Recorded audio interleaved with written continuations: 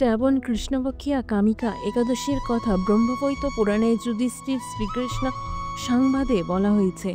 যুধিষ্ঠির মহারাজ শ্রীকৃষ্ণকে বললেন, হে গোবিন্দ, হে বাসুদেব, শ্রাবণ মাসে কৃষ্ণপক্ষে একাদশীর নাম এবং মাহাত্ম্য সবিস্তারে আমার কাছে বর্ণনা করুন। তা শুনতে আমি অত্যন্ত কৌতূহলী। প্রত্যন্তর ভক্ত বৈক্ষল ভগবান শ্রীকৃষ্ণ বললেন, হে রাজন, পূর্বে দেবর্ষি নারদ প্রজাপতি ব্রহ্মাকে এই প্রশ্ন করলে তিনি যে উত্তর প্রদান করেছিলেন, আমি এখন সে কথা বলছি। আপনি মনোযোগ সহকারে তা শ্রবণ করুন।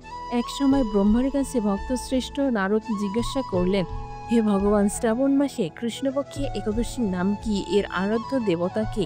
সে ব্রতের বিধি বা কি রকম এবং এই ব্রতের ফলে কি পূর্ণ লাভ হয় তা সবিশেষে জানতে ইচ্ছা করি।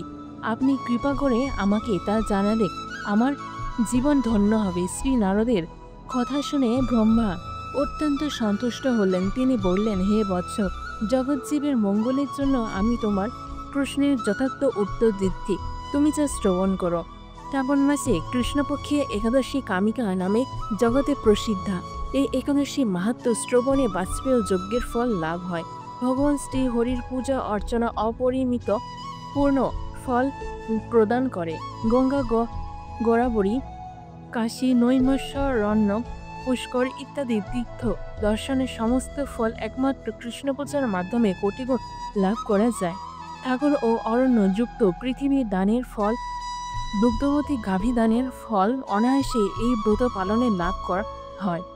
যারা পাপ পূর্ণ সাগরে নিমগ্ন, এই ব্রতের তাদের উদ্ধারের একমাত্র সহজ উপায়। এরকম পবিত্র পাপনাশক পৃষ্ঠব্রত আর জগতে নেই। শ্রী হরি স্বয়ং এই মাহাত্ম্য কীর্তন করেছিলেন।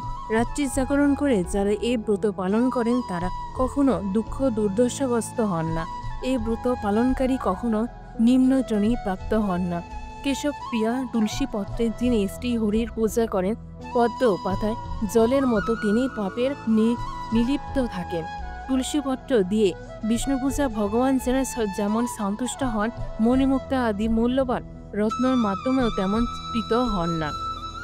যিনি কেশবকে তুলসী মঞ্জুরি দিয়ে পূজা করেন তার জন্মান্তরিত সমস্ত পাপ ক্ষয় হয়ে যায়। এ প্রসঙ্গে ব্রহ্মা বললেন, হে নারদ, যিনি তুলসীকে দর্শন করে তার সকল পাপরাশি বিদরিত হয়ে যায়। যিনি তাকে স্পর্শ করেন তার পাপ মলিন দেহ পবিত্র হয়। তাকে প্রণাম করলে সমস্ত রোগ দূর হয়। তাকে জল সৃজন করলে যম ও তার কাছে আসতে ভয় পায়।